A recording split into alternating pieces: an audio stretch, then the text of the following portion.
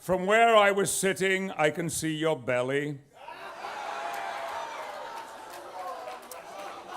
And that was right over there at the back of the room. These people down here, you know. Sorry, I'm waiting for the punchline. Go on. No, seriously, go on. Okay. No, go on. You can see my belly, and we can all see you dying right now. Let's go for it. Here we go.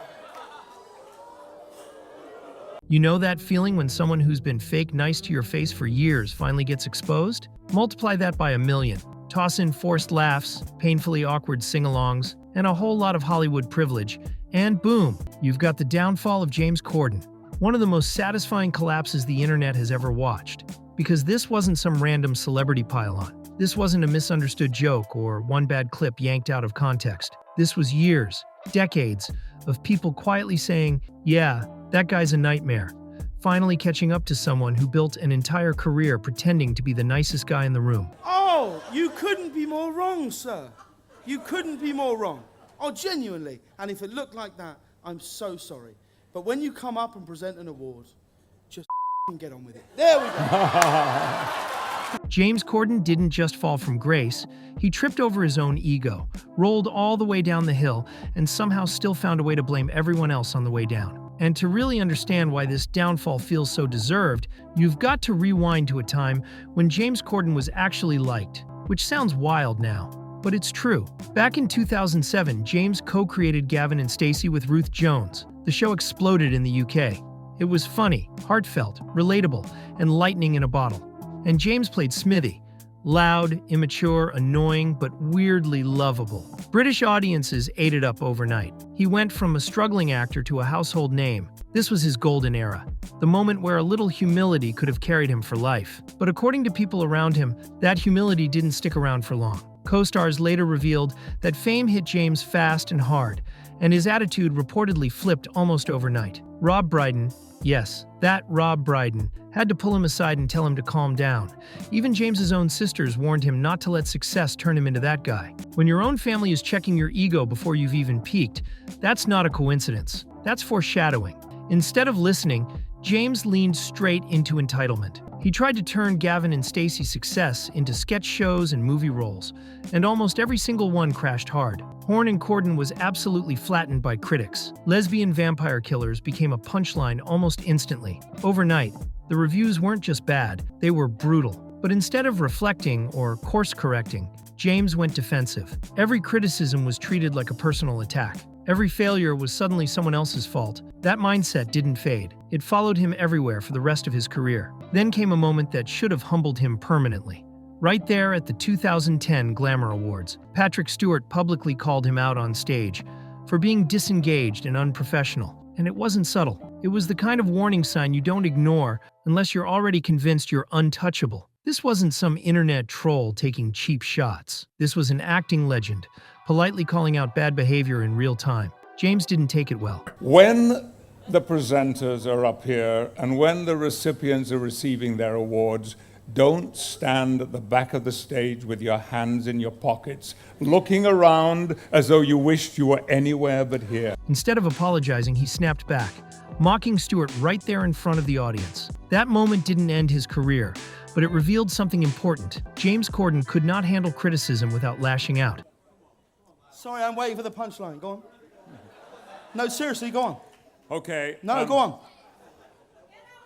You can see my belly, and we can all see you dying right now. Let's go for it. Here we go. Fast forward to 2014, and CBS made one of the strangest decisions in late-night history. They handed The Late Late Show to James Corden. Most Americans had no idea who he was. Craig Ferguson had just left.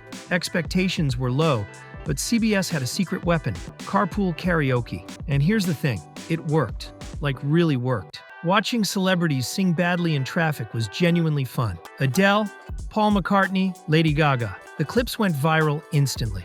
Billions of views later, James Corden was suddenly everywhere. Award shows, movies, Broadway, voice acting, hosting gigs. America bought the act completely. He wasn't threatening. He wasn't edgy. He was the nice British guy who just wanted everyone to have fun. The perfect late-night host for a sanitized, advertiser-friendly era. But while the audience saw a lovable goofball, The people behind the scenes saw something very different. When you see Elon Musk talk about Twitter, he does this thing where he goes, well, it's the town square. It's the town square, that's what it is. I'm like, but it isn't. Because if someone puts up a poster in a town square that says, guitar lessons available. That's like going into a town square, seeing a big notice board, and there's a notice, guitar lessons. Like, you don't get people in the town go, I don't want to play the guitar! And you go, but I don't fucking want guitar lessons. Well, then that sign wasn't for you. It was for somebody else. You don't have to get mad about all of it. Fine, it's not for you then. Just walk away. Don't worry about it. Crew members started talking. Writers started whispering. Staff noticed the patterns, how he treated people beneath him, how he spoke when the cameras were off, and how fast his mood flipped when things didn't go his way. Then came the moment that cracked the illusion for a lot of viewers. During a game on Jimmy Kimmel Live, James was asked to name 2 of his camera operators, people he worked with every single day, the same people who helped make his show possible, and he couldn't name a single one. Not one. The room went awkwardly silent. Jimmy Kimmel tried to laugh it off. James froze, and that moment said everything. It wasn't about forgetting names. It was about how little he valued the people around him, unless they were famous or useful. From there, the mask started slipping faster. In 2017, just days after the Harvey Weinstein scandal broke, James decided it would be a good idea to make jokes about it at a public event. The crowd didn't laugh. The internet didn't laugh either. Rose McGowan publicly called him out, labeling him exactly what people behind the scenes had been saying for years: tone-deaf, self-centered, clueless. And then James made the fatal mistake of doing a Reddit AMA. If you've ever wondered how to destroy your reputation in real time, that thread should be studied in universities. People flooded the comments with first-hand stories.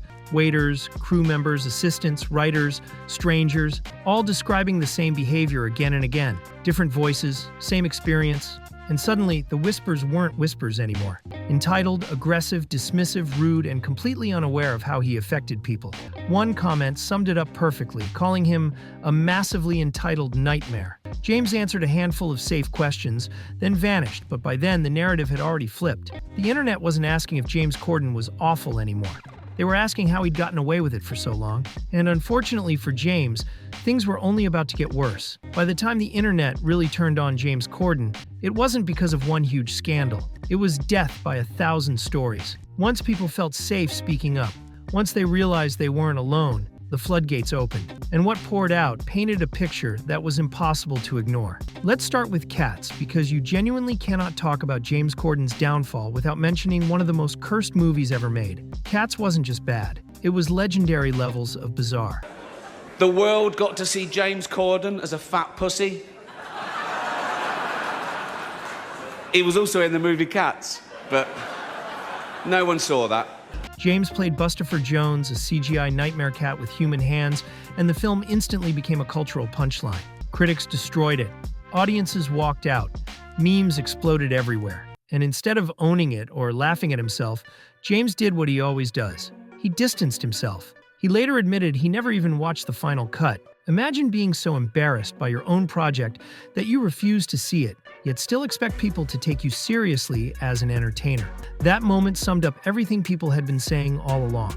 And by then, there was no undoing it. That alone didn't end him, but it locked in a pattern. James loved the spotlight when things went right and disappeared the second things went wrong. Then came the prom, and this one hit his reputation hard, especially with younger audiences. James, a straight man, played a flamboyant gay character built almost entirely on outdated stereotypes. Critics called it tone-deaf. LGBTQ+ viewers felt mocked, and James responded poorly. Instead of listening, he doubled down. He framed the criticism as people being too sensitive, completely missing the point. And once again, people noticed something familiar. When James Corden gets criticized, empathy is nowhere to be found. But the moment that truly cemented his public villain arc didn't happen on a red carpet or a movie set. It happened in a restaurant in 2022. The owner of Balthazar in New York publicly banned James Corden. Not quietly, not privately, but publicly. He called him, quote, "the most abusive customer my staff has ever dealt with in 25 years. According to the story, James allegedly screamed at staff because his wife's omelet was made incorrectly. Not once, but twice. Multiple accounts said he berated servers, accused them of incompetence, and made the entire restaurant uncomfortable. This wasn't a bad day. This wasn't a misunderstanding. This was a restaurant owner risking backlash just to protect his staff. James tried to save face, claiming it was exaggerated, that he didn't scream, that he only expressed frustration. But it didn't matter. Once that story broke, dozens more followed. Flight attendants, hotel staff, TV crew members, writers, drivers. Different cities, different years, same behavior. People even described him ignoring his own family in public while snapping at workers, and by then, the pattern was impossible to deny. Others said he treated assistants like furniture. Directors claimed he was the most difficult host they'd ever worked with. The most difficult and obnoxious presenter I've ever worked with is James Corden. Writers alleged he tried to lowball pay and take credit for ideas he didn't even come up with. And suddenly, the nice guy brand collapsed. Because here's the truth. James Corden wasn't exposed by one massive scandal. He was exposed by consistency. Every story lined up. Every account matched. And once people actually paid attention, they realized the signs had always been there. Even the Late Late Show started feeling different. Carpool karaoke stopped hitting the same way. Guests looked less excited. Segments felt forced. The magic was gone.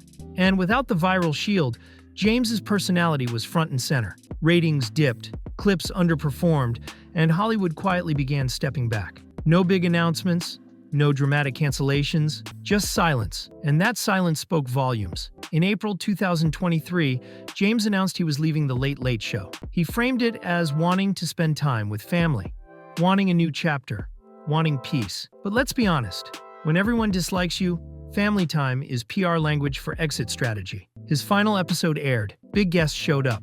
Smiles were exchanged, but it didn't feel celebratory. It felt relieved, like everyone involved was ready to move on. And the most telling detail? CBS didn't replace him. They didn't search for another host. They didn't reboot the format. They didn't even try to recreate what he had. And that said everything. They didn't even replace him. They just ended it. That's the ultimate Hollywood insult, being so unmissable that the entire time slot disappears the moment you're gone. So why does James Corden's downfall feel so satisfying? Because it wasn't random, it wasn't unfair, and it definitely wasn't exaggerated. We've all met someone like him. The fake nice coworker, the boss who smiles in meetings and explodes the second the door closes, the kind of person who takes the credit, dodges the blame, and plays the victim when the spotlight turns harsh. James Corden didn't lose his career because people were mean. He lost it because the mask finally slipped, and once it did, nobody wanted to help put it back on. This wasn't a tragedy. It was karma showing up late, but right on time. So what do you think? Was James Corden misunderstood, or was this downfall completely deserved? After years of polished charm and behind-the-scenes horror stories, drop your thoughts in the comments. We want to hear them. And if you're here for deep dives into celebrity downfalls, influencer implosions, and internet chaos that eventually catches everyone, make sure to like the video, share it, and subscribe to the channel. This saga may be over, but the next story? That one might just break the internet.